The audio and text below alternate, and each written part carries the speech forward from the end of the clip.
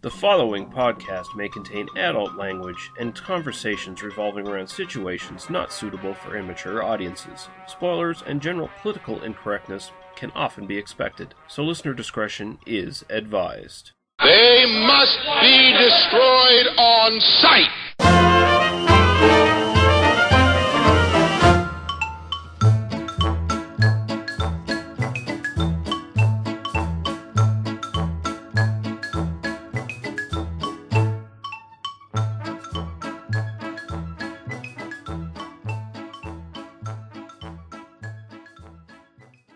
All right, we are back. Welcome to They Must Be Destroyed on Sight, a movie podcast. I'm your host, Lee Russell, joined again by my co-host, Daniel Harper. How you doing, sir? Just cracked a beer, got off from work, so doing okay. Right on. I've been cracking beers all afternoon, so I'm doing fine myself. I can imagine. We're back, and we're at our final episode of our sex comedy series, the one that is sort of expanded over more of a month and a half more than we actually planned, but, you know, real life and all that bullshit. But it's been a fun journey. I've quite enjoyed it. It really has. It's definitely much more than I thought it was going to be when we started. And we've only scratched the surface, you know, so hopefully we can visit some more of these movies in the future, maybe in a less structured way. You know? Yeah. I would not be against doing another sex comedy series at some point. So, I've enjoyed it quite a bit. We've talked about some interesting films, and we've had some pretty good discussions, I think, about these films. And I think this might be the culmination of all of that in this episode, where we might have some pretty good discussion about the film we're going to get into. But before we do that, just take care of a little bit of housework here. First thing we're just going to go to is a couple of comments we've had. First comment is from Corey Carr from Slaughter Film, our friends at Slaughter Film. And by the way, I mentioned in a previous episode that I was invited to produce a post for their blog for Slaughter Film for their summer school series, where they look at documentaries related to horror films, genre films. I wrote up my post for The Thing, for the documentary that shows up on the DVD and Blu-ray release of The Thing. And that will be available on Slaughter Film in July 20th, I believe they said. So I'll keep pimping that as we go into July, but look forward to that. And also just read Slaughter Film and read their reviews of all their stuff that they cover, because they do a really great job. Yes, they do. Yeah, but the comment from Corey, he says he really likes Nightcrawler. The main character is so terrible and creepy, but by the end of the film, I almost felt like applauding him for making everything work out in his favor. He's scum, but he gets results. Golf clap. And he says, and of course, this makes me feel like scum for appreciating his moxie. He also says, Russ Meyer makes exploitation films that you can't just write off as tit-filled trash. There is almost always something deeper in each of his films, and that's why I enjoy them. Perhaps with the exception of Mondo Topless, which is nonstop 60s boobs. Keep up the good work, Corey. So, thank you very much, Corey. And I agree. Again, and I'll get into it later, but yeah, Nightcrawler is awesome. Yeah, that's the thing about Russ Meyer's films. We might have to get into more of them later on as we do this podcast. He gets written off as maybe just sort of a titty movie guy, but there is a lot going on. Like, he's actually a really legitimately great filmmaker, I think, personally. So absolutely. I think a lot of there are so many of these guys who kind of worked in the kind of quote-unquote trash cinema in the 50s, 60s, 70s, who really had lots of ideas and had real structure, and were really filmmakers who just kind of worked within these genres where they could find people to give them money. I think my favorite of those is probably George Romero, whom we've talked about quite a bit on this podcast before. But anyway, Russ Meyer, definitely we should cover more of his films. I think that would be awesome. Yeah, constant listener, Greg Bylog. He says, and this is related to the previous comment as well. He says, I'll add a follow-up to my boobs comment talked about in the beginning of the episode, as I didn't realize it would be dissected to such a degree. Why? I.e., Daniel is an asshole to his listeners. Yes, that's probably. He says, I was not really referring to fake boobs by my comment, as those really hold no interest to me. Plastic surgery has its place, which you guys already talked about, but obviously it is very overused by those with lots of money and little self-esteem. Also, with clothes on, rarely do fake tits look real, and with clothes off, you'd have to be blind to not be able to spot a fake pair a mile away. He says, but back to my comment, I was actually referring to naturals. It has to do with women being under more pressure than ever to be supermodel skinny, and as a result, those wonderful big boobs seen in Russ Meyer movies are not nearly as common. Boobs are still awesome in the present, just less so in my opinion. He says also, yes, we have a lot more access to boobs nowadays, but quantity does not equal quality, and I don't disagree with that. I don't disagree with that, and I would like to just apologize. I do think I came across as a little bit harsh last week when I was talking about that. I get a little bit tired of the endless pretending things were better in some previous past of 1957 or 1979 or 1993 or whenever we look back and we think that things were great. Personally, I think that the beauty standards of 1957 were just as impossible and difficult and just as difficult to attain in 1957 as the beauty standards today are. And the fact that, like, aesthetically, I happen to prefer one over the other is fine, but ultimately, I think women should get to look like what they want to look like, and it's not up to them to please my eye, and I would like to see more kinds of figures available for all movies. Like different kinds of women looking different ways is really what I would encourage. Although, really, the comment is fairly inoffensive in the sense that it's really just saying, like, I like the voluptuous woman in the 50s, and I absolutely agree. So, I think a good point would be made here is that Russ Meyer, as much as he was a big tit man, he had women of all shapes and sizes in most of his films. Like throughout his filmography, you can see a lot of differences. Like you'll never see a flat-chested woman in his movies. That's definitely a no-no. But he did have everything from just normal body size, pretty much, to what would be considered obese, really, in some cases. So, I mean, he appreciated the female form in basically all shapes and sizes. So, yeah, no, I don't really have more to say, at least at this point, about that topic. I mean, I do have more to say, but let's move on. Yeah. All right. Thank you very much for the comment. And we're going to be moving on here. We're not going to be doing Movie God or anything like that because I think we have a pretty loaded episode as it is. So we'll just move on to whatever we've been watching lately. And I'll let you start, Daniel, if you have anything you want to mention. Sure. I actually haven't had a lot of time to watch movies this week, just for, just kind of personal things. I do a lot of watching of TV in the evenings. I get home from work, and it's easier to put on kind of a 30-minute TV show rather than a movie. I also have the habit of when I put on a movie, I go, oh, yeah, I'm just going to watch like the first 30 minutes of this, and then end up watching an hour and a half, and then, usually not a good sign. But I actually rewatched the last couple of weeks the British TV show, The IT Crowd, which is very thematically appropriate for this week's episode because it is basically the story of a couple of IT nerds, information technology nerds, who work in the basement of some big company, and a lot of their problems with dating and society in general, and in a lot of ways can be read as sort of a reaction to some of the kinds of ideas in Revenge of the Nerds and other movies of its kind, which I think I'll talk about a little bit more later. But if you have not seen that show and you are a fan of this general sort of, thing, definitely worth checking out. It's one of my favorite just comfort shows to put on. So right on. I think that's all I've really got right now. I just want to mention I haven't watched anything new this week. I basically just was rewatching stuff I've liked so far. I rewatched Nightcrawler. I love that film. I can't stress enough how much I want everyone to watch that film. Just for Jake Gyllenhaal's performance alone.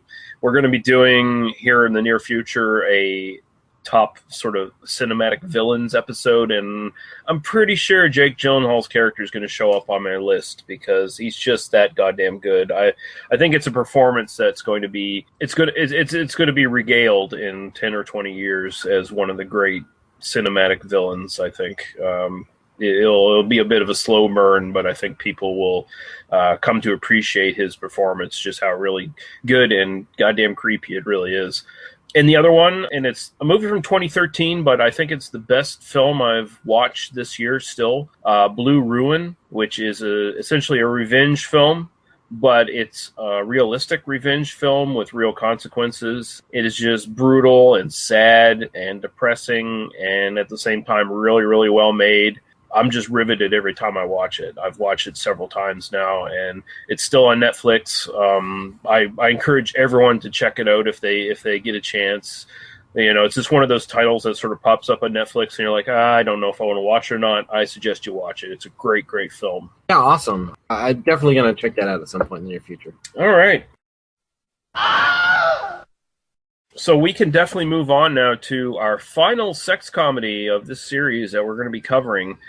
And it is going to be Revenge of the Nerds from 1984, directed by Jeff Canu, I guess. I would think so, yeah. Canu. Yeah, Jeff.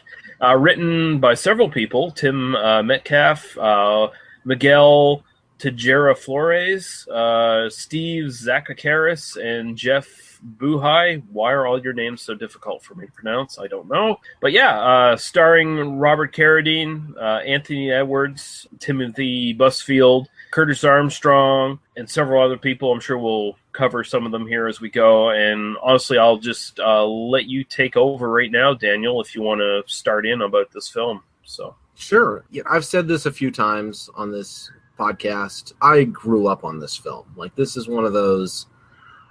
Before I actually start talking about the film, I thought it would be worth running down my nerd bona fides, if you don't mind taking a moment. Yeah, go ahead. Just so that because the audience may not really understand, you know. So I want to, the audience better than I do. So I'm going to read through a list of a few things about me, and you just stop me when you think I've reached the level at which I am nerdier than the average person listening to this podcast. Okay.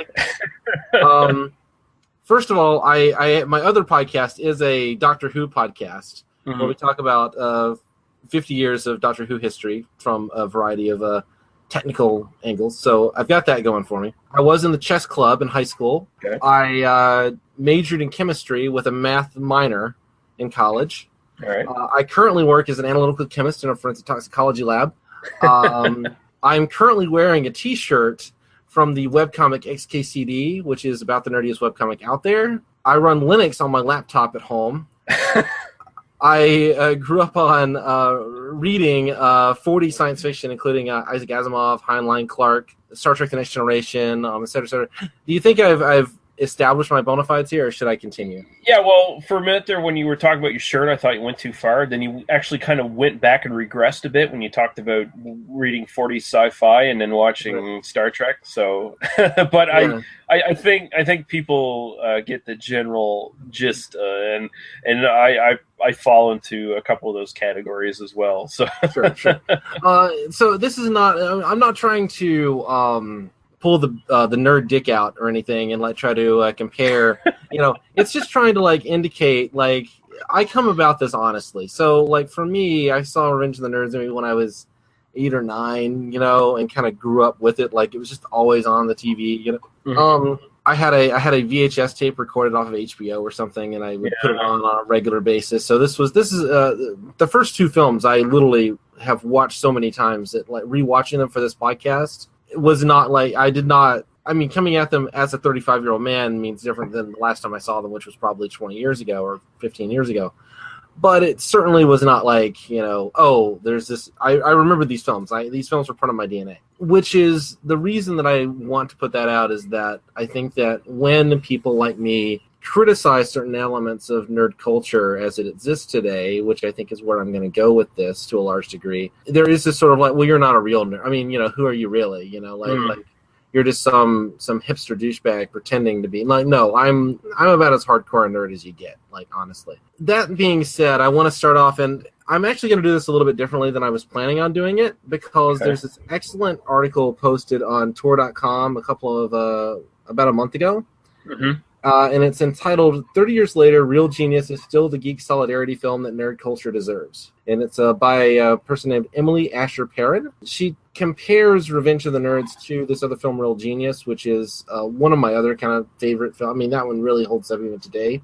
And I think we should cover it on the podcast. But I just want to read the opening paragraph of this, and I have it open on my phone here, so apologies. I want to read this just because it kind of encapsulates everything that I was going to say about Revenge of the Nerds. And it's that way it lets me just kind of set that aside and then just move on, right? Right. This is from the article, and if you just Google Real Genius, Revenge of the Nerds, it's the first thing that pops up. So that's probably the best way to find it. And I'll link it anyway in the notes. So okay. It's interesting to me that Revenge of the Nerds, while still full up of the nostalgia that the 80s lends us, is lately being repositioned in the zeitgeist. What was viewed for many years as a bit of harmless fun that waved the banner for nerds everywhere is finally being called out for exactly what it is. An us versus them revenge fest that never lets go of racism or misogyny and damages the image of geek culture more than it applauds for it. That shouldn't be surprising. Revenge of the Nerds was always just a frat house comedy with a thin, nerdy gloss applied to it. And that's fine with me, because that was never my go-to movie for feeling the geek solidarity. And then she goes on to talk about Real Genius, and in particular talks about the Michelle Mayrick, the actress who plays Gilbert's girlfriend in this film, also plays a pivotal character in Real Genius, and is a much more full-fledged real person in that film. Read that article; it's absolutely worth it. But I think for me, just reading that sentence, like, this was ultimately always kind of a dirty, misogynist, racist revenge film, frat house movie with a little bit of a nerdy gloss over it. Pretty much encapsulates everything I was going to say about this. Mm-hmm. In this whole series, I've been talking a lot about, kind of the rapiness of these films and how they do have these kind of deep issues with misogyny. And I think that Revenge of the Nerds, it just doesn't consider the women at all. There's just no. It's hard to even feel that much about it, because it obviously, I don't want to just, yes, let's leave the rape aside, because that's a pivotal part of this film. It's kind of what people are talking about the film right now, and I kind of have other things to say. So it's horrifying that it's in there. It's about a third of the film is this kind of panty raid, which I'm going to talk about panty raids here in a minute. Panty raid, rape kind of thing where he rapes the girl and she falls in love with him, which is, oh my god, awful. And all the cultural stuff that comes from that, and all the stuff that nerd culture has kind of accepted this movie as. But I think that the author there really encapsulated that just in that few sentences much better than I would have. And so I want to do something else, if you will forgive me on that. And the first thing I want to do is I just want to talk about the film itself in the context of all these other sex comedies. And this is actually, once you leave all those other issues aside, this is actually a good movie. Something like The Beach Girls, for instance. It's kind of fun, it's kind of silly, but there's really not anything going on. There's not really a structure or a plot. And a lot of those other movies kind of have that structure. Revenge of the Nerds is actually, and I think the reason that it's stuck around, the reason that it's still played on TV every now and then, is because it's actually a good movie. There are really, really talented people in this movie. I mean, Robert Carradine has kind of gone on to do some stuff, but think about how deep this cast is. You've got Timothy Busfield, you've got Anthony Edwards.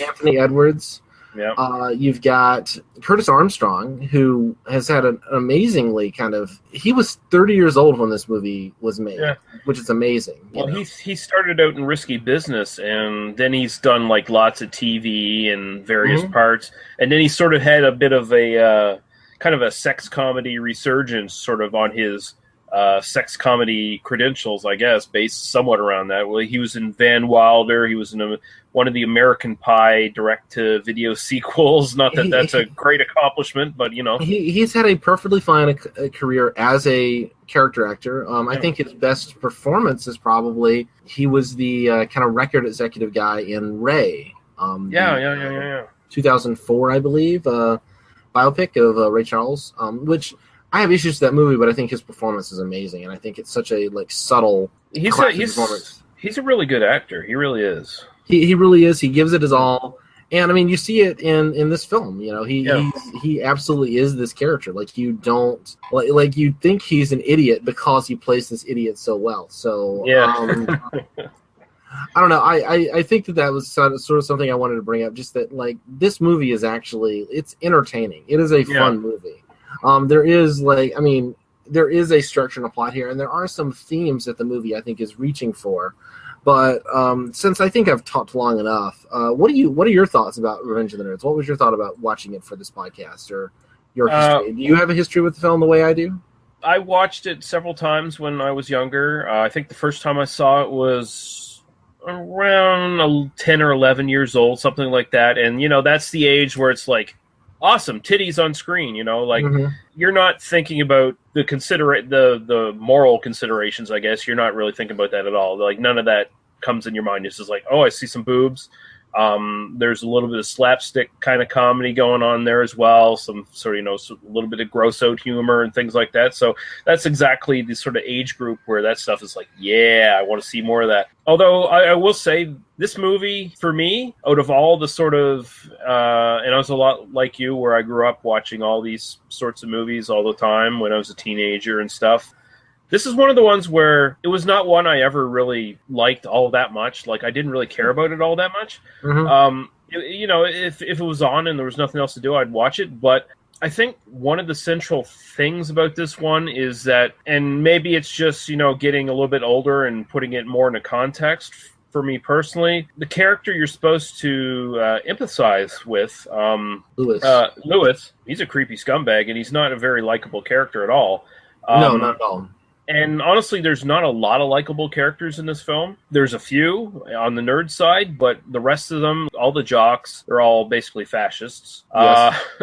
Absolutely. I mean, they really play up that Aryan youth kind of thing pretty strong in this film. Well, they make a direct point of it because, and we'll probably get into later, but the fraternity that the nerds end up being adopted by is like an all-black fraternity, and then they make direct allusions to racial issues and stuff like that. You know, well, all of the. I mean, if you watch the film through this lens, all of the kind of violence or the pranks, throwing bricks through the window, burning the word nerds on the lawn, flaming crosses on the lawn. I mean, these are all directly taken from racial persecution, the Klan. I mean, and when you view it through that lens, I mean, this is, I think, why the film is problematic in some ways, is that it encourages people like me, who grew up being picked on and bullied. I mean, I was bullied as a child. I was a weakling. I didn't play sports.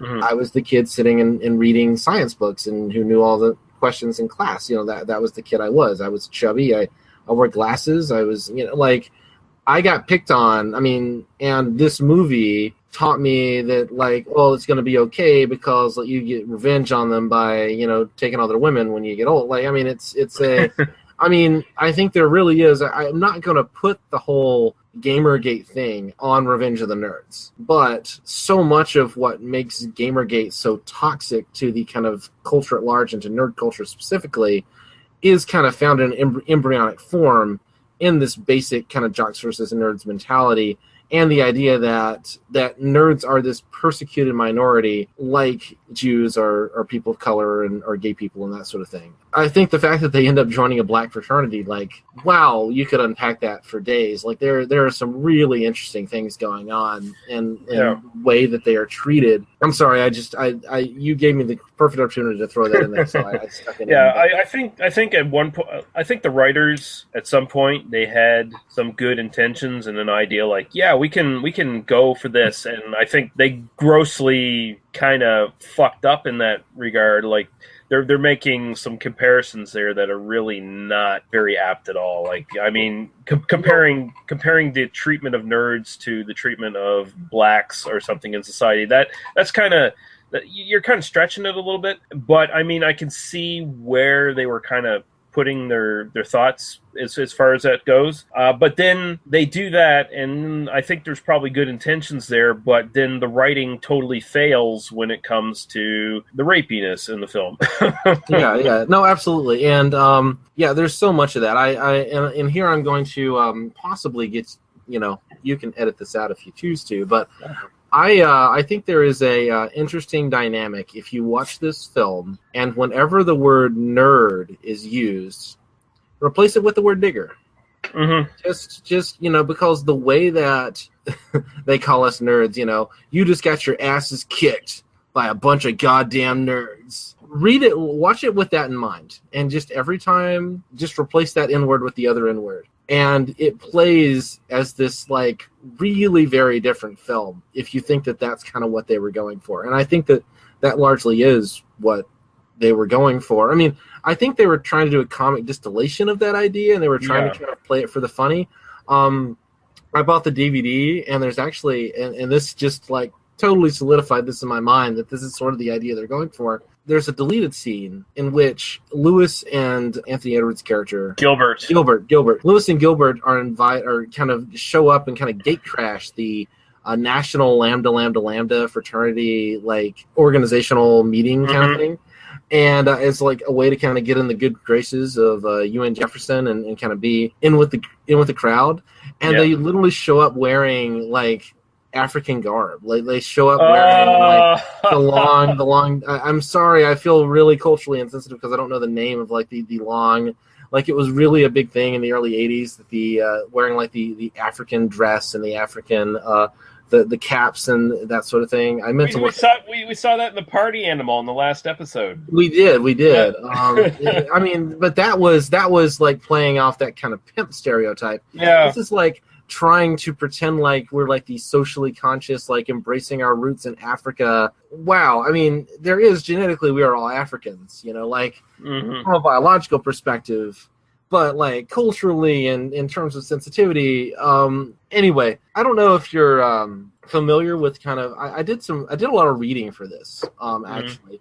And I did I watched fewer movies this week because I was trying to kind of catch up on some reading and trying to kind of just get a handle on how I wanted to approach this. And I don't know if you're familiar with kind of, like, where nerd culture comes from and where this kind of nerd stereotype is. It's basically, it comes out of, there are kind of two big places. Like, the visual stereotype, the kind of white shirts and pants hyped up and the pocket protector and the big glasses, is a response to the kind of squares of the 50s. Like, it's sort of like the ultra white person. Like, it is literally like, because black culture is certainly in the 50s, with the birth of rock and roll and the blues and, kind of, there's so much great art and such that was being produced by the black culture that was immediately appropriated by white people. Like, let's not pretend it wasn't. But, like, the idea was, like, if you're embracing this kind of African, this black culture, you're kind of cool and hip.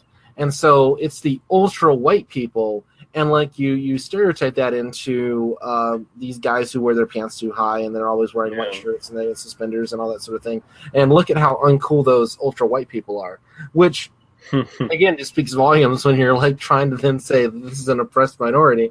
It also, I think, is fascinating. I've seen it suggested that this stereotype comes from that a lot of the kind of drawings and caricatures also come from Jewish stereotypes that certainly, the big nose, for instance, and like these are overtly racist stereotypes themselves, that the kind of visual image of a nerd. I mean, again, I've been a nerd all my life. I've never known anyone who wore a pocket. Like, I've never seen it in the wild. I'm not saying it doesn't exist. Nerd culture is, the other place that nerd culture comes from is actually from the kind of guys who were first working on mainframe computers in the late 50s. There was actually, I think it was at Princeton. I didn't get a chance to reread this book, but there's a book called Hackers by Stephen Levy, which has nothing to do with the Angelina Jolie movie from the 90s.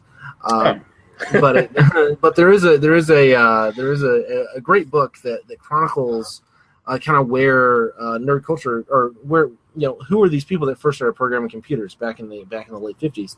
And it started off as literally a model train club where you had these two groups of people. One group of people that was kind of going off and was interested in, like, meticulously detailing the trains and knowing all their, like, all the different models and all the different, like, this year they switched this and all that sort of thing. And the other group really liked playing with the switching systems and like making the tracks do kind of funny things through electrical technology. And those people ended up being, like, they were all kind of computer electrical engineering people, and they started kind of working on the computers these big mainframe computers, and they basically started a club just so they could go play with the computer. And all of nerd culture, all of the, at least kind of the tech nerd culture as we know it today, kind of grew out of that group, which is fascinating. So much like you look at these stereotypes. I mean, there was an attempt in the 2000s to remake this. I mean, Original Nerds is a movie that has been on the continual edge of remake for years. It was 2007 they were trying it, and it didn't work. It was the guy who directed the King of Kong documentary. I don't know if you saw that. Yeah, and that's a really great documentary, too. It is. Slash Filmcast actually did an interview with this guy back around the time that movie was released, and I meant to re-listen to that interview, but he talked a lot about the kind of the production travails that went on in trying to make Revenge of the Nerds, and just kind of a lot of the issues that they had. Talking to like his idea, and I forget the filmmaker's name, but his idea was to kind of approach it and say, like, look, you look at this movie from the 80s, and nerds don't act like that anymore. In those days, you can kind of see that, Lewis and Gilbert are computer geeks, and they're these people who are clearly electrical engineers. Later on in the third movie, I think Lewis actually says that he. As a joke, he's like, well, it's not as hard as designing bullet trains or anything, so he's clearly like an engineer of some like an aerospace engineer or something. But you kind of get to the sense that in the 2000s, nerd culture, nerds took over. Like the Star Wars movies were huge, like comic book movies were on the ascension, and like we won essentially, and yet we still act like we're this persecuted minority. Yeah, that's the thing. That's a good point. I mean, the movie really wouldn't work anymore because who buys nerds really being ostracized anymore? I mean, it really doesn't work anymore in that context. I mean, which I think is amazing. I love, one of my kind of favorite things. I go into the comic book store, the local comic book store on Free Comic Book Day, and I see like 5-year-olds like picking up free comic books. And I didn't grow up with comics. That's one of those nerd things that I was just never a part of that subculture. But the fact that there's just this community of people that like accept like that you can go in and be into comic books, and it's cool to like comic books. I'm proud of like where this culture has gone in that sense. The fact that from that comic book culture they absorb this misogyny and racism is terrible. But like that's the flip side of it in some ways, and that's what I'm trying to combat. But you do see like all these like Hollywood for the longest time, and Kevin Smith's talked about this a lot, where for a while he was the kind of guy where, oh well, we'll get you to come into our studio and write a script for this comic book movie that we're thinking of producing or whatever. He's like, why don't you just get the people from the actual comic books to write these movies? And they're like, oh, we don't want comic book people. We want, we just want regular Hollywood writers and stuff to write these movies. And now they're at the point where they have comic book fans, like real diehard comic book fans, and people who worked on comic books actually writing the movies you see now, like superhero movies and stuff like that. So absolutely, there's definitely been a bit of a sea change as far as that culture is gone. There's this great I mentioned on an earlier part of the Sex Comedy series, the Kevin Smith not interviews, the big kind of shows he did to college campuses in the Evening with Kevin Smith series. The Q&As that he used to do. Sorry, I kind of lost my train of thought there, but if you go to YouTube and just search Kevin Smith John Peters, or Kevin Smith talks about Superman, it's about 20 minutes long. It is one of the funniest things I've ever heard, and it talks about like Kevin Smith's, he talks about his experience in 1997 or so trying to get the Superman Lives project off the ground, and all the issues that he had in getting that to not happen, and all of the stuff that just kind of like the studio executives just didn't get it. And today, there's certainly a sense like they certainly get it for the dollar signs, but they're certainly much more willing to kind of hire people that kind of know these properties. And now, of course, the issue is the other side, where then the nerds care more about like whether the costume looks a certain way than a good story or not, and so you run into the opposite problem in some ways. But that's an interesting point to get off onto the Kevin Smith talking about like making these movies. But the filmmaker who was trying to remake Revenge of the Nerds went on into some detail about like he was going to have like the Booger character. He was going to there was going to be a new character named Cockknocker, or I think it's Cockknocker. It might be something else, but the idea was to update it and to bring this kind of new sensibility and kind of examine what nerd culture was like in the 2000s, and still do kind of a raunchy sex comedy, still do kind of a hard R sex comedy kind of thing, but to leave behind those stereotypes. And I think the executives just didn't get like why you wouldn't just kind of do the same thing again, but you can't do the same thing again. Yeah. And have it work at all. In fact, we've talked a little bit about doing an episode all about remakes and movies we think should. I think Revenge of the Nerds should absolutely be remade. I think that there really is like a really interesting, good idea in this movie, and I think that you could absolutely remake this and make a hilarious and moving comedy out of it. But you have to rebuild it from the ground up, essentially. Yeah, to a certain degree, you definitely do. I think it's interesting in this this film. Like, there's only like 3 or 4 actual what you would call nerds in the film. Well, when the essential crux of the film is that all these like freshmen get grouped together because the jocks need a new fraternity house because they burnt theirs down in a drunken party. They burnt their house down. And they just come in and totally just get to, again, racial violence, writ onto nerds. Literally come in and ghettoize the nerds and force them into a concentration camp style sleeping area in the gym. The Worms are there, the little kid nerd that's advanced to college well beyond his years. He makes a comment about how this looks like a World War II, like living it, It's funny. It's like it's hard to take a lot of this seriously because you see stuff like the jocks just throwing the nerds out the fucking windows and stuff like that. Right. So the writers weren't thinking at all about deeper issues. I mean, they had some sort of pretense there, probably somewhere in the script about, hey, bigotry and ostracization and stuff like that. But for the most part, it was like, how many tits can we get into this film? How many gross out jokes can we get into this film? How much silly bullshit can we get in this film? And they pretty much fill it to the brim when it comes to that. And the nerds in this film, like I said, there's a handful of actual nerds. The rest, it's just outsiders, I guess. It's probably the best way to describe it is freaks and geeks. I mean, it really is. If you remember that TV show, that much beloved among certain people who are slightly younger than me. My wife just worships that show. I like that show a lot, but I don't love it the way that she does. But it speaks to her much more directly. The idea that you kind of have these two kind of groups of people who kind of band together because they're all kind of ostracized from the larger society. And so you get the geeks, the people who are, Lewis and Gilbert, who are good with computers and math and all that sort of thing. But then you also kind of get just kind of the weird spazzy guys, the kind of the gay guy, the Japanese guy. Like, look, diversity in our film. We have a really horrible Asian stereotype walking around this movie. And Booger, he's not a nerd. He's just a guy with really bad hygiene. He's just. Yeah. I would kind of love to see like what was Booger's major? Actually we find out in the third film he's a lawyer in the third film. He's an out and out ambulance chaser. Like literally he is introduced in the film. He is one of the other characters calls him and he answers the phone and he is literally chasing an ambulance to the hospital to so that shows you kind of the level of So he becomes Better Call Saul. Yeah, Saul Goodman. And then the fourth film is all about him finding love and getting married. So isn't that sweet? It is. I wish I'd gotten to rewatch those because I'm sure there's so much going on. I did rewatch the first 2 for this podcast, and just didn't have time to sit down and watch the other 2 this morning before I had to go to work. But. Yeah.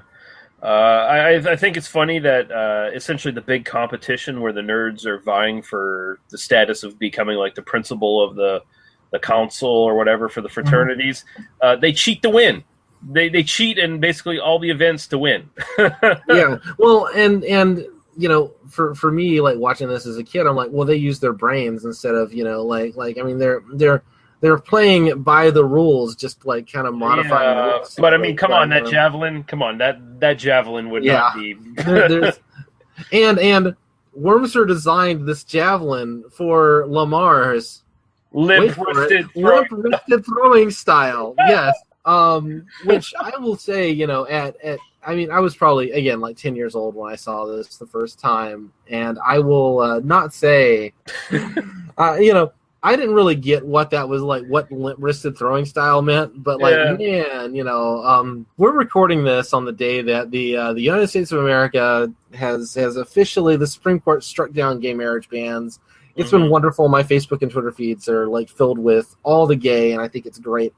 And the more gay in my face, the happier I am. That's kind of but to go back and look at like, wow, this was 30 years ago. I mean, this movie is 31 years old. Just, you've got a mincing stereotype right in the center of this movie. And on a positive level, he's treated with the same respect of any other character in the film. I mean, Booger has a couple of bad lines about calls him a Nancy or whatever, but he's certainly not ostracized from the group, which I think does speak to. I think it is interesting that nerd culture will kind of accept individual gay people as long as you get to rag on them a little bit. They will accept other outsiders up to a point, but not actually like join them and advocate for change in like their living situation. So it is sort of like it's a very selfish kind of acceptance, I think, in the broader nerd culture, which we kind of run into. But and the Asian character is kind of accepted as one of them. I mean, it is interesting that they do kind of accept as long as you're a male, you're fine with the nerds in this movie. If you're a female, you're either a hideous hag or you're going to be panty rated. Well, in the case of Gilbert, and I'll make a point here, Gilbert should have really been the real lead of this film. Like he's actually the one really good, decent, honest, mature nerd in the whole group, and he actually has like as little as there actually is written on paper for the relationship. He actually has the real, honest, nice, sweet relationship with a girl. She happens to be a nerd. The only real problem is like he's sort of a mentor in a way to Lewis, especially in the second film. He becomes more of a mentor character, but he becomes the Yoda to a certain degree. But the movie should have been about him. Like he has a much more mature outlook on life. He knows who he is. He's comfortable with who he is. And that's much more refreshing. And again, I think it just boils down to the writers, where they had some good ideas here and there, and then they just forgot about shit and other parts of the parts of the story. They just didn't really give a fuck. So that's a little bit depressing. But I mean, you could definitely see where a remake would definitely benefit from like more, maybe emphasizing more on the Gilbert character. Oh, no, sorry. I was just going to say, I was trying to, there is a kind of cast and crew commentary on the DVD, which you didn't have time to watch. I was going to, I spent some time kind of looking at trying to find a little bit about the production history of Revenge of the Nerds. Like, where did this idea come from? Like, who had the idea? How was it pitched? Like, what was the original impetus of the film? What were the writers thinking? Very little of that information is at least kind of easily accessible, at least from a Google search. So I may kind of keep trying to dig into that a little bit more, and maybe share, if I find anything, I'll share on a future episode. But I think that there is this sort of like this fascinating thing about this film, like where we talked about it with the party animal, like where did this come from? Like what was the genesis of this? I think coming into this podcast, I was kind of under the impression that this is sort of a response to Animal House, right? The Animal House is kind of about not necessarily the jocks, but the kind of guys the frat guys who just sit around and drink all the time. And they poke fun at the nerds. And there were so many of these kind of movies in the early 80s that were all about, like, frat guys getting laid, And this is sort of we've been picked on for all this time, and now we get our own movie, and now we get to take over. And that's sort of how I saw it. But I'm not sure I don't think that there were a ton of, like, college movies in the 80s, before this movie, that really did that. I think when you saw nerd characters, they were usually like one or two token nerds in a movie, and they did nerd shit. They were the ostracized. They were the geek of the group. I mean, they might have been with the cool kids or whatever. Fighting against. Usually, it's like the sort of party guys, frat guys from the Animal House sort of thing, fighting against like the ultra snobby rich guys or something like that, right? Right. And the nerds would be they'd be the bit player who comes up with a contraption to fight the rich guys or whatever, and they usually end up having sex with like a really filthy prostitute or something along those lines, right. you know. It's interesting that this seems to just have come out of nowhere to a certain degree, Yeah. and I did do some actual academic searching to try to find some papers that were kind of about like where the kind of stereotype came from. And I don't have easy access to the university library right now where I can access some of those. So I didn't get to do a lot of, but I know that research is out there. So I'll try to kind of keep that in mind when I'm wandering around and have some time to wander over to the university library and do some research, because it is something that kind of fascinates me. Just again, where these ideas came from and what, is, I think, really important to understanding this film and its intended audience. I think it's interesting that I don't know if you saw the American Splendor film. Mm-hmm. You remember the kind of nerd character in that film loves Revenge of the Nerds. Like they actually go to see Revenge of the Nerds in American Splendor, and he's obsessed with the film, and it speaks to him so deeply. And obviously, the guy who wrote American Splendor, whose name escapes me at the moment. Yeah, me too. Jesus Christ, I'm such a terrible fan. Was writing this about people in his day-to-day life. So obviously this moved a lot of people, and the fact that they made a sequel a couple of years later and then two more, they kept trying to reboot it, down the line, does speak to the fact that there always has been, since this film came out, it definitely spoke to people, myself included, when I was a kid. So, I could see how it would definitely speak to someone of the sort of American Splendor sort of vibe, because there's definitely this sort of intense kind of revenge film underneath the whole thing. Like there's this sort of need for taking revenge at all costs, almost, to a degree. And that's spurred upon by Lewis. I mean, Lewis is not presented as a scumbag necessarily, but he just makes a lot of wrong choices, and in the end he comes off even creepier than our friend the ginger rapist in a previous episode. Well, if you remember the Willie Ames character from Zapped, like he's sort of that stereotype of the guy who is trying to get with the ladies, who thinks he's God's gift to women, who isn't at all God's gift to women, at least. Here's a weird thing. He's going after this girl who is very one-dimensional. Like you said, all the women in this film she's the pretty blonde. Yeah, they're all presented very one-dimensional. I mean, I made the comment that the jocks are all essentially fascist. I mean, she's essentially this Aryan airhead who wants nothing to do with this guy until he performs really good oral sex on her, and then all of a sudden she turns a whole new leaf. These nerds, they're not necessarily all that ostracized. They're presented as people who can get women. I mean, and here's again, that's kind of just to talk about the kind of ingrained misogyny in the film. You remember that, like, the pies, the big thing that the pies do, the Omega pies, the cheerleader pretty girl fraternity, who two of them have lines in the entire film. Pretty much. Yeah. So they come out, they offer to be dates to the lambdas, and then just stand them up like that. That's all they did. So basically, they exhibited sexual agency, and no woman is allowed to exist by exhibiting any degree of sexual agency of saying, you know what, maybe we don't want to sleep with you after all.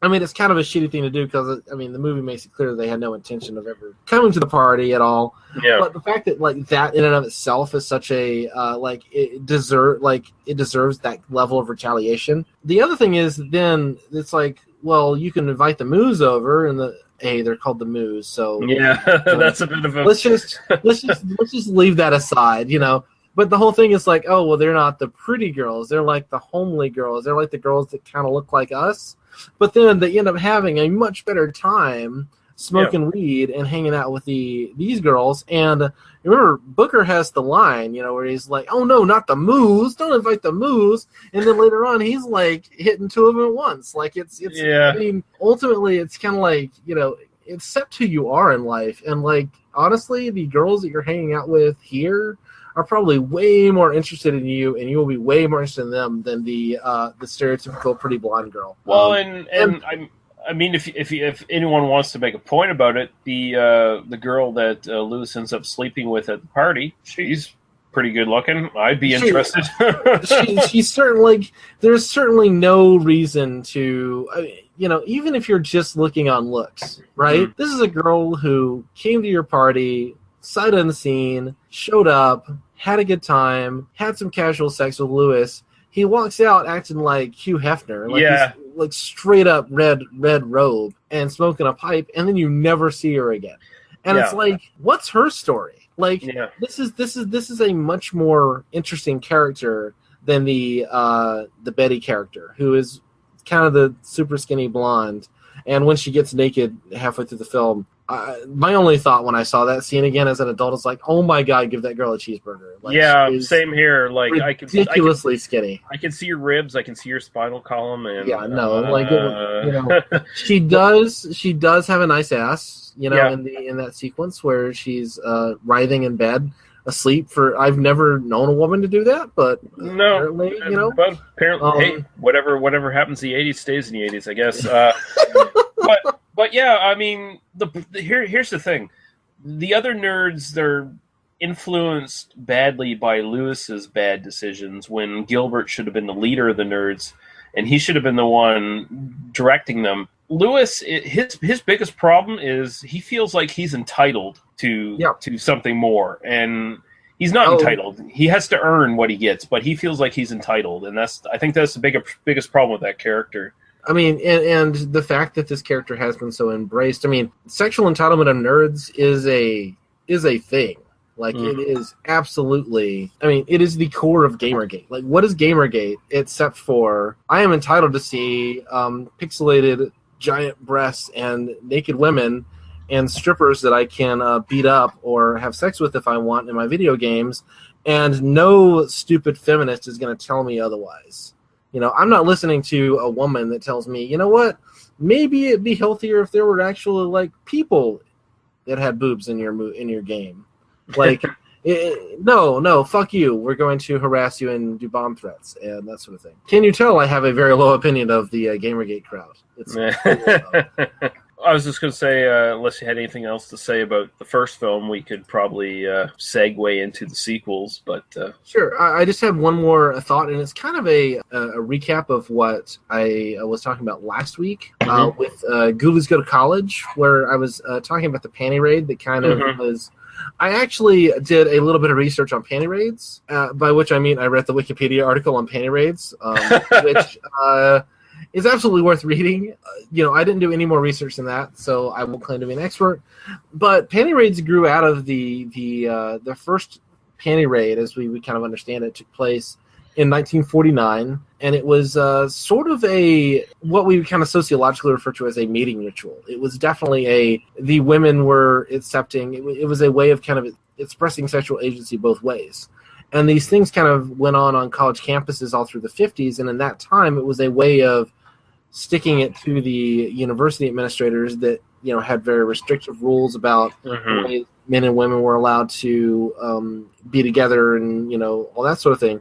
And so when you see it as something that is this kind of agreed upon social activity where the point is to kind of express a certain amount of sexual agency on both sides in this kind of repressed mini society, it's like, okay, yes, I totally get that. Like, that's something I'm totally a fan of. And then when you see it in the 80s where they're doing it and they're taking this idea and then using it as a literal, like, we are coming to invade and to sexually assault you and take your panties and see you naked against your will, it is the sort of thing where culturally the idea that, like, oh, this is boys will be boys has kind of taken off. But I did want to both refer back to last week's episode because I was kind of reaching for something at that point, and I hadn't read enough to really speak to that. But ironically, Ghoulies Go to College has probably the most realistic panty raid in any film that I've seen.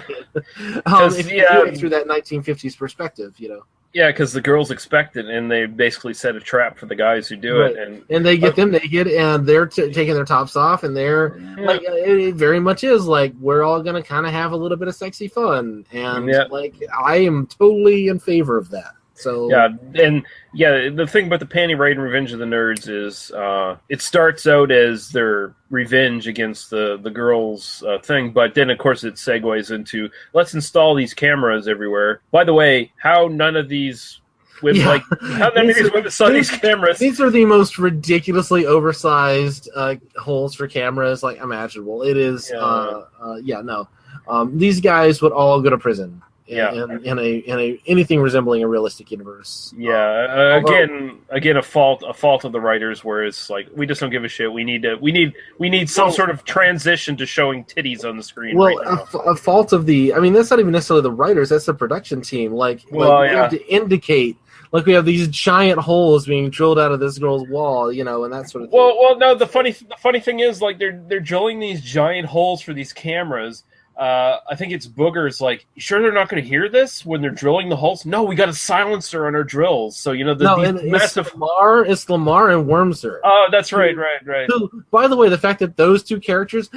We haven't really talked about the details of like the character interactions in the film, but there's some really interesting like dynamics at play. I mean, there is some clever writing in the way that so Takashi is an Asian stereotype to the nth degree, but the fact that he and Booger play poker together and Booger's just taking him for a ride is a pretty funny idea. The fact that like Wormser just kind of becomes a little miniature gay boy and is wandering around and like doing aerobicized videos and stuff with Lamar. I mean, it does kind of speak to like a certain amount of like, we all just kind of accept each other, and that's something I can get behind. I do like that element of the film, and that's something I really responded to when rewatching it. Actually, my favorite character is the Timothy Busfield plays Poindexter. I like that this character has basically a delayed reaction time compared to everyone else in the film. Like he's out of step with everyone. Like even when he's dancing and stuff, he picks up the beat like 4 or 5 minutes later after everyone else. He smokes the pot. He picks up the effects of the pot like 4 or 5 minutes later than everyone else. And I love his reaction every time something happens, like whether he's getting a boner or whether he's getting high. He just starts screaming. Right. Timothy Busfield is a really good actor. And I mean, that again, John Goodman is in this film. John Goodman, amazing actor. A very svelte John Goodman. Very svelte John Goodman. Fascinating. I mean, again, the level of talent on display here is kind of amazing. In the hands of lesser actors, this would, I'll make just one more thought that just occurred to me, and then I do want to move on to the sequels. And that is during the party scene when they're all getting high. One of the things that Gilbert and his girlfriend do is switch glasses. Yeah. And if you notice through the rest of the film, Gilbert is wearing her glasses. Like it turns out that they share the same prescription. Not to get all like feminist queer theory on you here, okay? So apologies, but is there a better metaphor for seeing life through the eyes of the female character than switching glasses with that character? Oh, that's interesting. And I mean, the fact that they switch glasses and they find, oh no, we have the same prescription. This would have been an opportunity again in the better version, over in the better universe where this was a much better movie. This would have been the moment where he discovers, like, oh, by the way, Lewis is kind of a dick, and maybe we should treat the moose not as like shitty as we do, and So anyway, just a thought. It's such a weird little moment in the film that, and then the fact that he continues to wear her glasses through the rest of the film. Yeah. I don't know if there's some like weird production detail on that where he just liked. Like Anthony Edwards just likes those glasses better, and so they wrote that little bit. And so, okay, for the rest of the film, you can wear these different glasses. I don't know, but moving on to the sequels, I think. Yeah. To part 2. Nerds. Did you watch part 2? I've seen part 2 plenty of times. I watched it again this week. So my feeling on part 2, and this was one I watched parts 1 and 2 just over and over again as a kid. Part 2 always felt lesser than the first one growing up. Watching it again, it's like, man, this robs the later Police Academy series like just crazy. It is completely straight up wacky hijinks. There's not a ton of like nudity in the first film, But there's none in the second film. It No. is completely much more kind of family friendly, even though it does have some language and such, and borrows from that late '80s comedy formula to a T. Again, deeply racist, deeply sexist. Courtney Thorne-Smith is in this film and has basically nothing to do. Except and to why, look pretty. And why is she? And they mention Betty in the film.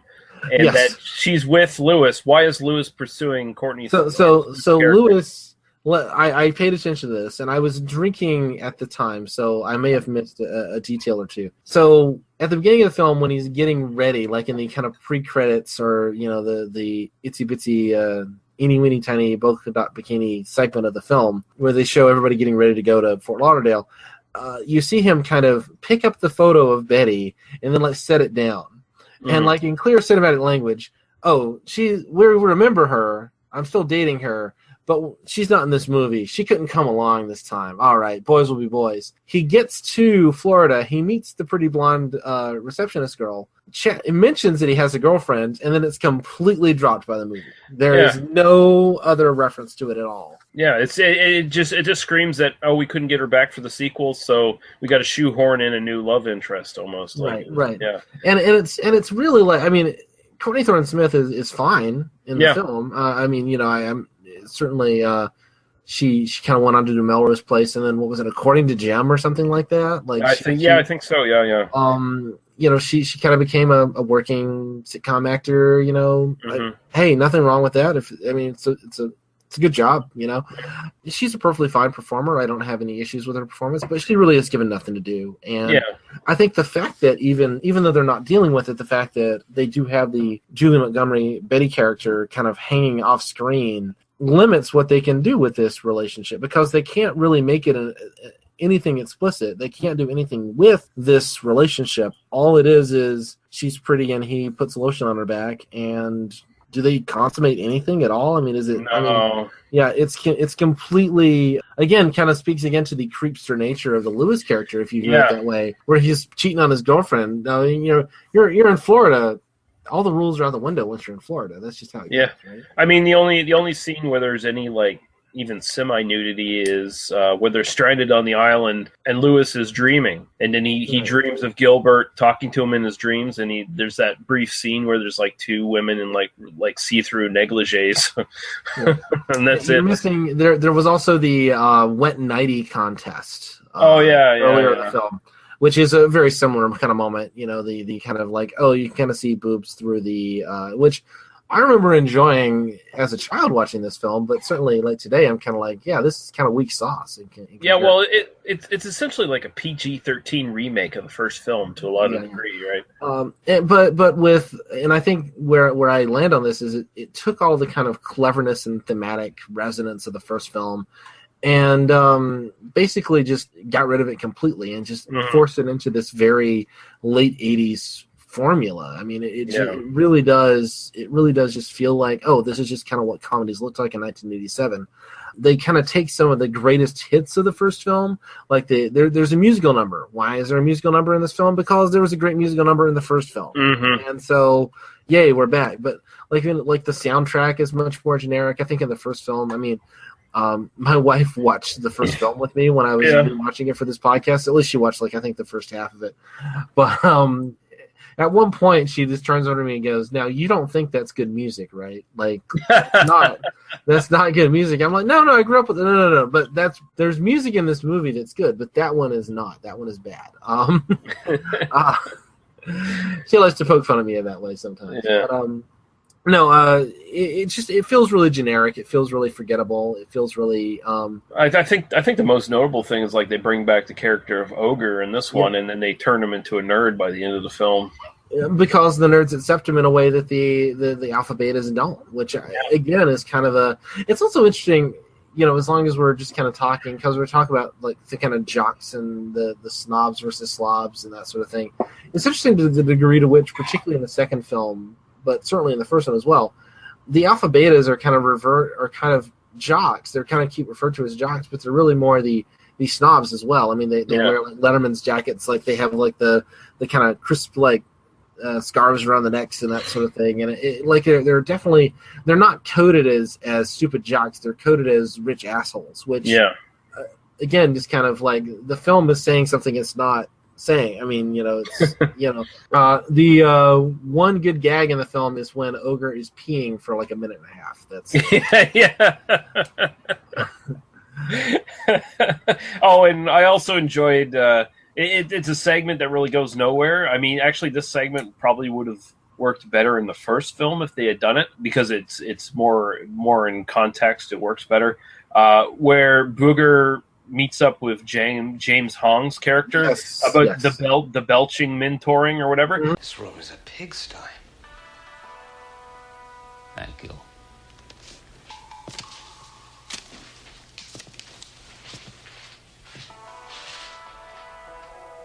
You should be ashamed of yourself. Fuck you. Who died and made you God?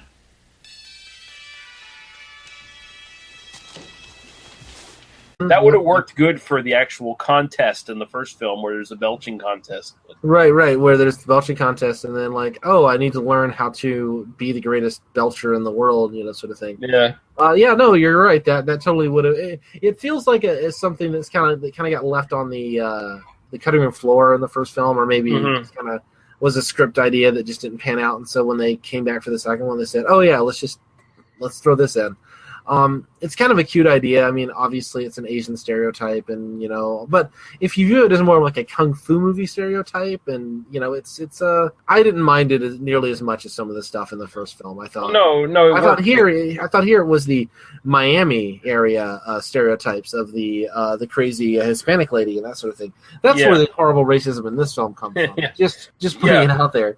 Yeah, because James Hong's character is essentially the kung fu master. Of course, his discipline is very different than most people's discipline and that sort of thing. But it's still the same thing where the Asian expert is actually much more proficient and better than the white person.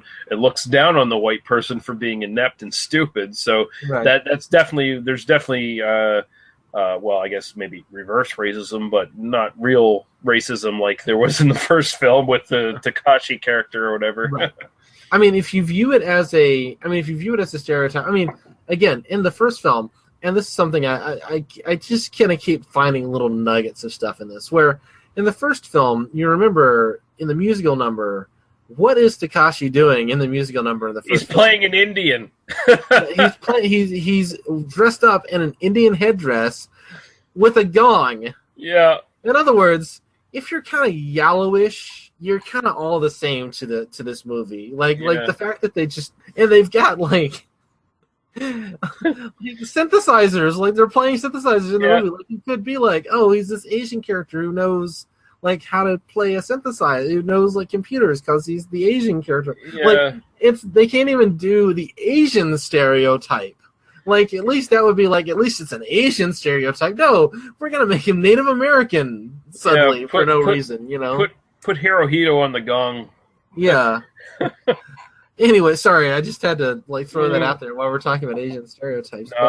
There's so much good stuff to pick out of these films. Really. then the second film kind of culminates in this bit where the nerds have like 6 hours to get back to stop this vote and prove their innocence in this trumped up charge. Which, I mean, again, if we're talking about the kind of like racial elements of the nerds versus people of color thing. Harassment by law enforcement is certainly what's on that list, and indifference of law enforcement in the first film. So just throwing it out there. But you kind of end up with this, we end up being on this island where there's a bunch of military, like randomly, there's this island. The nerds, in a couple of hours, managed to jury rig together a metal detector with science that doesn't make sense, by the way. Just to, as a chemist, I can, no, that doesn't make sense. Oh, let's not even touch the computers in the first film and the stuff they do with them. Like, no. Let's. I mean, I'm willing to just kind of call that artistic license, because he kind of makes the animation happen in 10 seconds. And okay, we're just gonna call that, like, really, this is summarizing a scene that took place over a couple of hours where he's showing her stuff and they're getting to know each other and they're becoming like, okay, I'm willing to just kind of accept that, like that's fine. But the I don't like to just make fun of the science in movies because they're never right. There's never. I do think that the bit where they're finding the latitude from the angle of the sun, I do think that's accurate. I think that's something you could hypothetically do. I'm not sure you could do it in the way they're doing it there, but I'm pretty sure that's actually possible. Like if you happen to know what latitude you were on and could like work out which you could that seems at least vaguely plausible. But making a metal detector out of coconuts is very obviously Gilligan's Island territory here. And Booger gets to repeat his line. We've got Bush, only he's talking about marijuana and not pussy hair. So there's that too. Yeah. And then they completely again in the revolutionary fervor. They're literally taking military equipment stashed by the communists in Cuba and using it to overthrow the white power structure of the Alpha Betas. There's so much like thematic relevance that you could pretend to get out of this, and this movie does nothing with that at all. Like it's completely. I mean, again, missed opportunity is kind of one of those things. This movie is so dumb that even when it has a good idea, it doesn't do anything with it. Yeah, well, this movie is clearly a cash-in on the first one. I mean, It's very, very generic. It's also interesting, like, again, going back to the first one a little bit, how many of the characters, like, there are other people kind of wandering around the house and stuff who are just not our lead characters, so you do kind of get a sense of kind of a larger community. Like, it's not like 4 or 5 people, it's like a couple of dozen that are kind of moving into this house. Yeah. And here it really is just like, we got our 5 leads back, or however many there are. And that's all we really care about anymore. And then they meet a new nerd who, in that subplot, goes nowhere, except he's just a buddy. Like, he just, you're a nerd too. You get picked on. And I don't know why that character's in the movie. Like, there's no reason for that character to be in the movie at all. No. I don't even remember his name. That's all. Yeah, I can't either. Do you have any other thoughts about the second film, except for the fact that Anthony Edwards came back for basically 2 days of shooting? It's inoffensive. I mean, on the bright side, there's like no rape going on, basically. Yeah, there's no rape in this movie, But it's funny when we reach that level at which there's no rape in this. So, thumbs up, I guess. But it's very boring. It's very by the numbers, and I mean, for a new movie that's very formulaic, it has a very depressing lack of nudity in it. But I still like the first one a lot better. I mean, for all the problems in the first one, there's just still so much really cool stuff going on in the first movie. I mean, if you can look past... If you can forgive the many flaws in the film, which, not to forgive it for being 30 years old, but if you can forgive it for that, they should have known better in 1984, and people did know better in 1984, but if you can take it for what it's intended to be, it's a fun movie. It is kind of effective at what it does. Yeah. Whereas the second one is just really generic. It's just really, like, who cares, at this point. Yeah. The third and fourth movie, the third movie is Revenge of the Nerds, The Next Generation, and I kind of saw... Now, there also was a TV pilot at one point. Yeah. And that was, I think, a couple of years before the third movie. I kind of get the feeling the third movie is an attempt to kind of do a backdoor pilot. Like, they were trying to kind of create this, we're going to have this new series where, these kind of younger nerd characters, because Robert Carradine and all the other characters were getting on in age, and they would be kind of we're kind of the elder statesmen, we're kind of wandering around, but we're not really in this. They have this kind of new cast of nerds, and we're going to kind of do wacky hijinks with these guys. It was on Fox. I think it could have been a fun little movie, honestly, or a fun little TV show if it had. But I don't think it did very well. I don't think it really went anywhere. No, from what I read, like, I've never seen it, but from what I've read, the one episode, the pilot they did, was an encapsulated version of the first movie to some degree. There was a pilot of a TV show, and that actually is on the DVD that I have, but I didn't get a chance to watch it. And then there was, again, the third movie, I think, was kind of another attempt to kind of do that, we're going to kind of try to reboot this and bring it back. I mean, again, Revenge of the Nerds is fascinating because it's kind of this one really successful movie and a sequel that did okay, and then continuing attempts to bring it back that are just failed miserably. Yeah. The third movie, it has some fun bits. I think the most interesting thing is You do find out Betty and Gilbert are married, or Betty and Lewis are married, and Betty is pregnant in that movie and gives birth at the end of the third movie. Or no, is it the third or the fourth? I should have watched it, but she does give birth at one point. She's in it. She's not in it for very long, but she's in it. Probably the biggest thing, if you're looking big picture thematically, is Stan, the Ted McGinley character, who's the jock in the first film, becomes a nerd at the end of the third film. Well, that was originally supposed to be part of the first film, where it was supposed to have been revealed that he was secretly a nerd, from what I read. So, yeah. I think there were a lot of little ideas around. Like, there's, again, a deleted scene where he's, like, paying nerds for his, for, like, test answers and that, for, like, homework and that sort of thing. There's a bit, like, early in the film when they're having the big party and when you see, like, that 30 seconds of them jumping down the stairs into the tub of beer.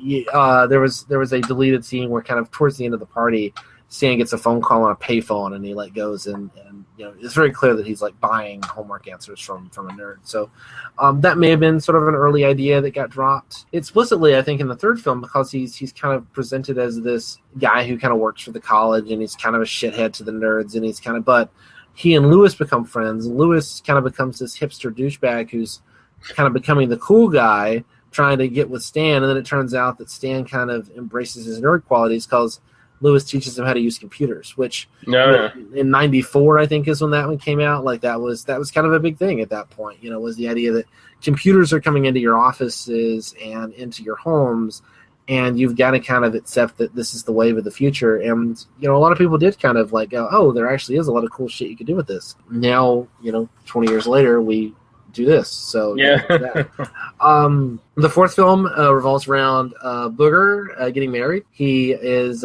dating, I forget the actress. It's somebody who was in a bunch of TV at the time, and I'm not going to look it up because I don't care that much. But it's I need to maybe in the next episode I'll already watch these other two, and I'll just kind of bring up any like further thoughts I had. Yeah, we can do that. I'm very ill prepared right now, but. The fourth movie is pretty cute. It ends with, again, I think the girl is pregnant or something. Anyway, it's pretty cute. It focuses on the Booger character, and I think that was kind of where maybe they were just kind of trying to move and like, oh, let's look at, this Lewis character, we've kind of done everything we could do with him, so let's move on to somebody who's a little bit more sympathetic and like... I remember I saw it when it aired originally on Fox in the late '90s or whatever, and it was one of these Sunday night aired in place of The Simpsons or something. It was they hyped the hell out of it, and it was just kind of like, yeah, that was kind of shitty. Again, they bring back some of the nerds from the third film, some of the new young nerds, including a fat German guy who eats a lot. I remember he's in the film, and. There's very clearly, again, in the third and fourth film, there's very clearly an attempt to kind of have another Lewis, to have kind of the younger version of Lewis in the film. So, again, I'll try to rewatch those, and we'll maybe I'll just kind of give you a brief summary next week. But the franchise has gone nowhere really since. Yeah. I would love to see a remake. I'd love to see it go full on Ghostbusters to do an all female remake of Revenge of the Nerds. That'd be interesting. Yeah. And do something that's more like, I mean, if you think about the like the characters, like the zombie squad in Dead Snow 2, like just lift those characters and put them right in. I mean, there's so many. Yeah, they would fit real well. We could do so many much more interesting things with a Revenge of the Nerds film today, where you could do much more clever things. And as a chemist and a lab scientist, I will say, when they're handling the hot stuff in the that they put on the jock straps, no one's wearing gloves or goggles. You guys, come on, there's not a natural scientist among you. The real issue is all these people are engineers. They don't know how to handle natural sciences. That's my I'm going to end on that. There we go. Yeah, all right. Yeah, so definitely... Lab safety in movies, people. Come on, let's do this. God damn it. Yeah, so I guess we both agree the first film's definitely worth watching, even for its problems. The second film, you could skip it. You could watch it on a rainy day, and not be disappointed. I don't think. If you saw it on and you kind of approached it as like, oh, this is sort of like one of the lesser Police Academy sequels, and just kind of watched it that way, you would probably be entertained enough. There's enough kind of silly stuff going on. There's still some pretty good performances in the film, but it's certainly not something you should seek out. I did buy. I'll admit, I bought the 4 DVD pack that has all 4 films. I spent about, I think, $20 for it on Amazon. I'm not sorry I spent it, because like buying the first one by itself was like 10, and so I'm like, yeah, I'll spend 20 and get all 4 of them. It'll be something that sits on my DVD shelf and it'll be fine. So if you are at all interested in kind of watching through the history of this franchise, that's probably the way to do it. Is just buy that DVD set. But the first film, again, for all of its issues, is a lot. I think it's a lot of fun. It was a big part of my childhood. If I had I don't have children, but if I had a son, I probably wouldn't make it a big part of his. I think there are films that I would rather show him. But it is something that we can approach from a historical perspective, I think, today, and still enjoy. There are still lots of fun bits in it. Yeah. Basically, we're coming to a close on our at least our first sex comedy series. We might end up doing another one somewhere down the line. I just want to mention really quickly that there is a really, really good fucking blog that I've been reading for years now. It's called Movies About Girls, moviesaboutgirls.com, and there's also a Tumblr page for it as well, moviesaboutgirls.tumblr.com, that basically covers sex comedies over and over. There's just tons of them. They've got a lot of stuff. They focus basically on the 70s and 80s for the most part. A lot of really good reviews, insightful reviews of these films. Very interesting. If you've liked the sort of stuff we've talked about here in our sex comedy series, this is definitely a blog you should probably look at, just to get film recommendations, even just to see that. And really, really good site. So if you're interested, check that out. I think we can move on to basically what we liked the most out of the movies we watched for this series. Yeah, I'll let you actually start, Daniel, if you'd like to. Sure. Obviously, I do love Kevin Smith, and so I'm just kind of those films are very different than the other ones. Mm-hmm. I think for me, kind of the big discovery was Van Nuys Boulevard. I think that was probably, if not my favorite film we watched for this series, it was certainly one that I really enjoyed, and I enjoyed more than I thought I would. I mean, it's definitely kind of a real movie in the sense that Revenge of the Nerds kind of feels like a real movie. It doesn't just feel like something stupid that was put on screen to show tits. Mm-hmm. That's probably the one that I'd really like saying, that one I'd probably buy at some point. Like, that one was actually really entertaining. Also, The Beach Girls, which I appreciated. On your recommendation, I really enjoyed that one. Just as just kind of a fun and more silly kind of side of things, but really enjoyable. And Deborah Blee, I think doing this again, it's funny for me that because I had seen her in Hamburger and in a Malibu Bikini Shop, but never connected those two characters together. And I think admiring her for her acting was kind of one of those bits that I was just like, that was probably the biggest like self-discovery in this series for me. I will say that watching a lot of these sex comedies in a row for this, particularly in the early days, we were watching, the first few episodes, we were watching a lot of the kind of very generic 80s kind of stuff. It got a little bit wearying at times. I think spacing it out, even unintentionally, kind of helps me to kind of come back to it and approach it differently. So I don't think I would sink myself into these to quite the same degree, but probably the two that I really respond to the strongest for doing this series were probably Van Nuys Boulevard and The Beach Girls. I'm not saying those are my two favorites of all of them, but certainly those are my discoveries, and I'm really happy we did this series just so I got to see those two. Right on. Yeah, I mean, for me, I'd be the same with you. And as far as like the best made movies would be the Kevin Smith ones, like the Clerks 2, Chasing Amy. They're definitely better made. They're probably more mature to a certain degree. They definitely they're more interested in actually talking about issues than they are just showing tits on the screen and stuff like that. But the ones I enjoyed the most, I'd have to say Van Nuys Boulevard is my favorite out of all of them too. I really like that film. My second would actually be Hamburger the Motion Picture. And I think there's It's something. a fun movie. I'm not disagreeing with you. No, it's very fun, and I think there's something deeper going on in that film than what people actually thought of at the time when it was released. I think there's probably a bit more going on in that film, and I just enjoy the fact that it's so incredibly politically incorrect, and it's very proud of it. So I enjoyed that one quite a bit. That one has that like social satire element that was Yeah. really interesting too. Like it is kind of one of those. I think I said it on the podcast. I mean, that's another one that I'd really love to see them remake today Yeah. with a little bit sharper edge to it, like reapproaching some of these kind of big behemoth corporations selling crap to millions of people every day and making billions of dollars off of it. Anyway. Yeah. I think there really is like a core idea there that's fascinating that the movie doesn't really do a whole lot with. Yeah.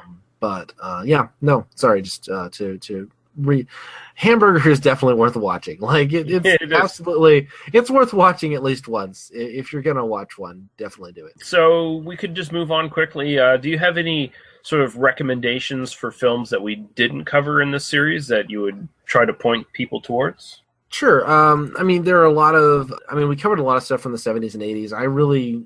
One of my original goals in this project was to cover more a spectrum of like stuff from the 2000s and stuff from the 90s and from the, we did a little bit of that, but not as much as I would have liked to. And that just like kind of time ran out on us and we just kind of, we ultimately go where we go. I think if we do another project like this, we should try to plan it a little bit better ahead of time. Yeah. And that's just, that's a personal, that's just me being critical of myself. There's a lot of really interesting stuff. Obviously something like American Pie is a lot of fun. It's hard to kind of find ones that people haven't seen or haven't heard of. But I think that particularly that first film, I think the sequels get increasingly like ridiculous as you go on. And certainly the direct-to-video stuff. But I do think that that film, that first film, has a real heart to it, and it really kind of does some of the same kind of stuff that these stuff in the 80s do, but in a more nuanced way. There's also a film. There are two films that are basically the same film, where the filmmaker made the same film twice.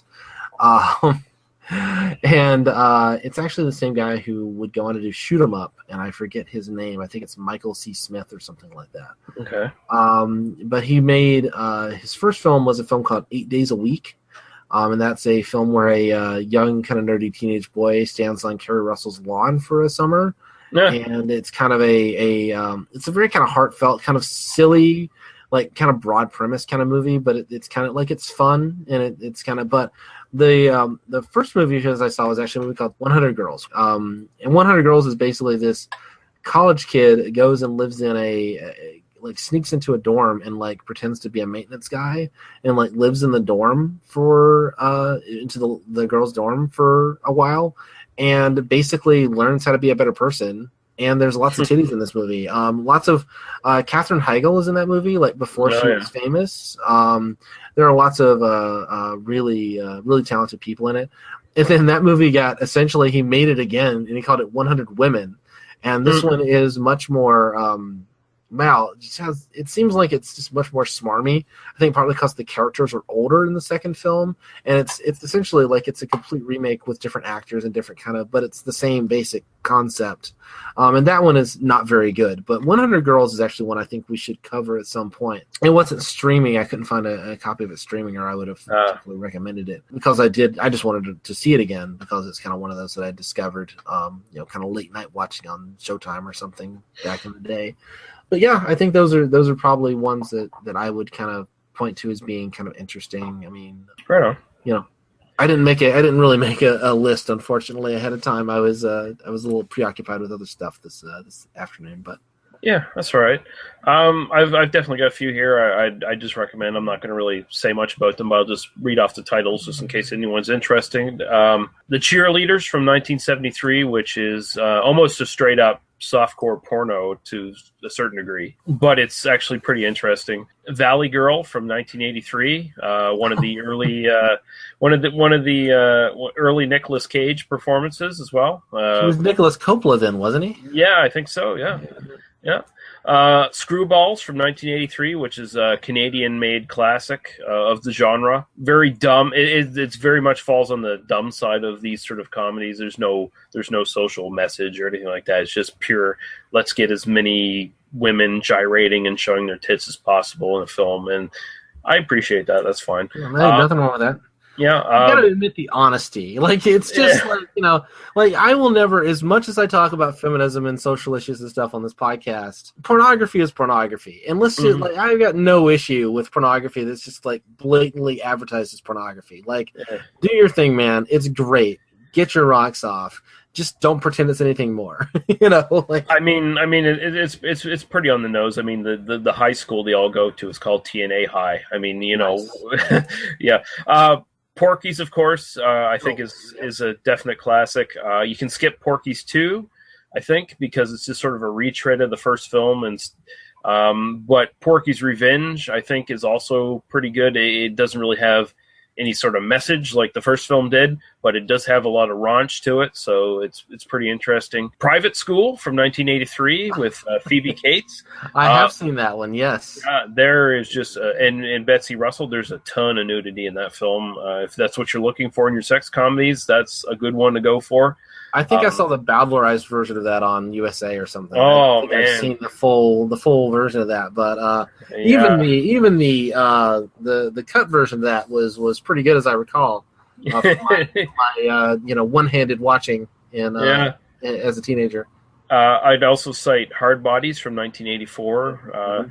Which it's got a pretty interesting plot as well. As this sort of young hip guy tries to get all these old nerdy guys laid, essentially. So that's pretty interesting. It's set in an environment where there's just like tons of bikini babes running around everywhere. So it's kind of fun. Fast Times at Ridgemont High, I think that's a definite classic. There's one called The Wildlife from 1984. I'm trying to think of who the guy was. I can't think of his name right now, but there's a well-known actor in that one, but it's a pretty interesting one. It's got, what's her name, Kitten Nadavid, something like that, who was in a couple of the Russ Meyer films. She has a scene as a stripper in the film. The First Turn On from 1983, which is a trauma film. This is when they were still doing sex comedies before they jumped really on sort of the horror bandwagon. A lot of fun. It's basically about all these losers get trapped in a cave together and basically lie about their sexual exploits, and so nice.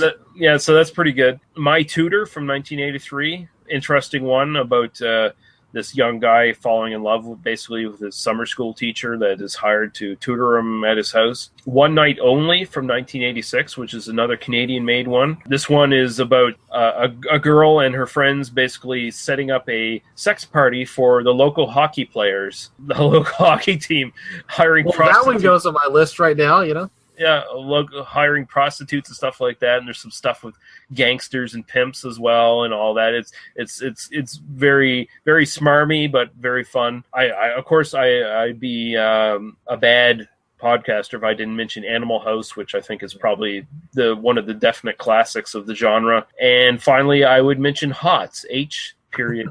A-O period T. O period T period S period. Yeah, which features a all-nude football game at the end, which is quite spectacular. Yes. Yeah. Oh, I did have one more. Sorry, I thought of My Chauffeur, which I watched. I was going to ask you about that. What did you think of that? That one it's a really, again, like kind of, it's made by a lot of the same people who were making Party Animal, Party Animal, and some of the same actors are in it, and in some cases unrecognizably so, which is interesting. Definitely feels like an attempt to kind of turn some of this genre on its head, because it does have a female protagonist. It is kind of like raunchy sex comedy kind of stuff, but also kind of comments on some of that, some of the issues that we've been talking about in this genre, some of the internalized misogyny and that sort of thing. And it's just a really fun, straightforward. I mean, it feels like a movie.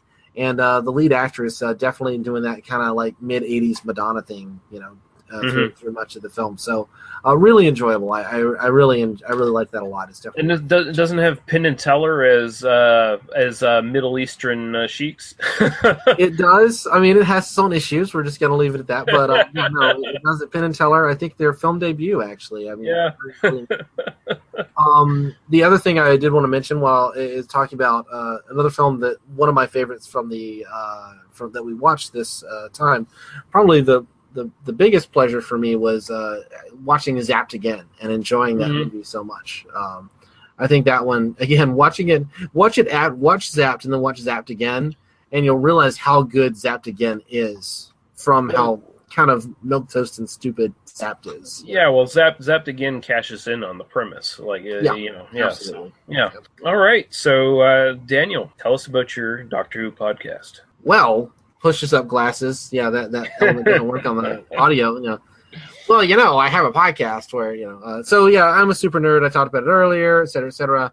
I do a Doctor Who podcast. If you're a fan of British television, particularly a particular kind of sci-fi fantasy show, but not really, that ran from 1963 to 1989 and then was revived in 2005, and you like listening to me over-intellectualize things, you should listen to my podcast where we talk about all these sorts of things. My wife and I do it together. We talk a lot about feminism and sexism and silly special effects. And we just recently covered, I don't know if you listened to this one, we covered The Invisible Enemy last week, which is the introduction of the robot dog. And basically I talked about slavery and artificial intelligence. So, most people talk about that character and go, oh, he's adorable and he's cute and John Leeson's voice is awesome. And I'm like, no, we're going to talk about like cultural imperialism and, slavery. So, yeah, there we go. We talk about the other stuff too, but, so that gives you a sense of what the podcast is like. So if you do I kind of feel like I'm the bad guy on this podcast because I just bring people down, but, if there are people listening to this podcast who are like, that Daniel guy, I really want to listen to more of him just completely unfiltered. Check out my Doctor Who podcast. Yeah, and I would actually recommend it because it's an enjoyable podcast. So we will be going out here. Definitely the trailer, as always, will tell you where to go, where to leave comments, and we encourage all kinds of comments. We want suggestions for movies to watch. Definitely the slasher film series that we're sort of in the stages of planning for hopefully August. If you have obscure slasher films that you want to suggest for us to watch, please do. We're definitely open to that. We're just kind of spitballing ideas at this point. We're in sort of the initial stages, so please send some stuff our way. You want to criticize us or agree with us or whatever, please send those comments in. Anything and everything from our listeners, we really appreciate it. We're going to go out on a song that Daniel linked to my Facebook feed earlier in the week. I highly enjoyed it. From Rachel Bloom. It's called Fuck Me Ray Bradbury. Yep. And I made the comment that I wish I had written the Martian Chronicles because the video is quite awesome. If you should actually check out all of Rachel Bloom's videos because Rachel Bloom is really amazingly funny and very sexy. And Fuck Me Ray Bradbury actually, just to I know you're closing out here. I was just gonna say the reason I picked this is I was literally trying to think of there's so much great music from Revenge of the Nerds. And then I thought, why don't we do just kind of a song about nerds? And then I'm like, oh, Weird Al Yankovic song or whatever. And then I thought, we've been talking so much about lack of female sexual agency, which this song just has in spades. And it just shows you how good that kind of concept could be, even from a comedy point of view. Because the whole point is it's this girl who just wants to fuck the then 90-year-old man. He had not yet died. And the one other story I'll tell you is that a journalist showed this video, which you should go Google the video and actually watch the video, to Ray Bradbury on Ray Bradbury's 90th birthday, and he was very pleased. Let's just leave it at that. As he should have been. As he should have been, yeah. No, it'd be like, hey, invite her over. Yeah. So, but yes, go out on Fuck Me Ray Bradbury, which was also nominated for a Hugo Award for dramatic presentation short form in 2010. So the Hugo nominated Fuck Me Ray Bradbury. Yeah. Not Fuck You Ray Bradbury. No, not at all. Fuck me. Fuck me hard, Yeah. All right. So thank you very much, Daniel. We will probably not be back for recording for next week. That's going to be the Christopher Lee tribute show because I'm pretty sure I'm working next weekend, so we're not going to be able to record. So that will be my conversation with Daniel and then with Paul spliced together with all kinds of sound bites and fun shit about Christopher Lee. And then when we come back, it should be an episode about our favorite villains. That should be a lot of fun. Yeah. Oh, yeah. No, definitely. Yeah. So thank you very much, Daniel. Thank you very much, everyone, for listening. Cheers. Cheers. Steve called me up, said, wanna hang out tonight.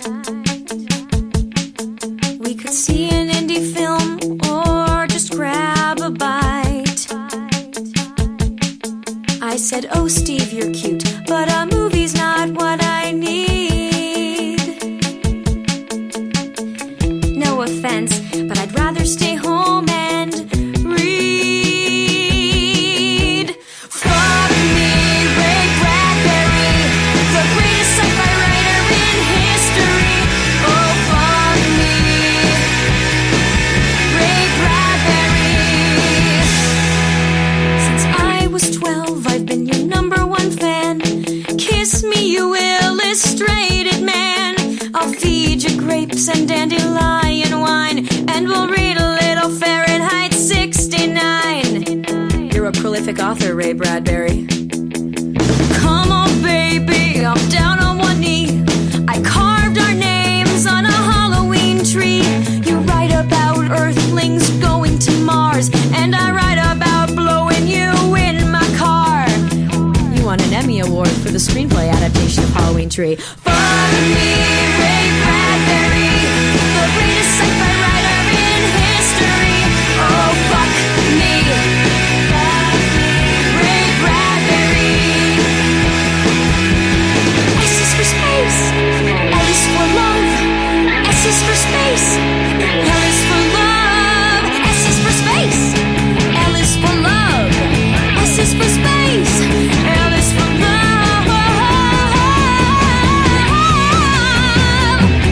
Houston, we have a problem. Fuck me, Ray Bradbury, the greatest sci-fi writer in history. Oh, fuck me, Ray Bradbury. Oh, fuck me, Ray Bradbury, the greatest sci-fi writer in history. 'Cause when you fuck me, Ray Bradbury, something wicked this way will come. Something wicked this way will come. Something wicked this way will come. Something wicked this way will come. And by come, I mean ejaculate on a book. Thank you for listening to They Must Be Destroyed on Sight. For our other episodes, links to Daniel, Paul, and Lee's other stuff, and links to some great podcasts of similar interest, visit us at tmbdos.podbean.com.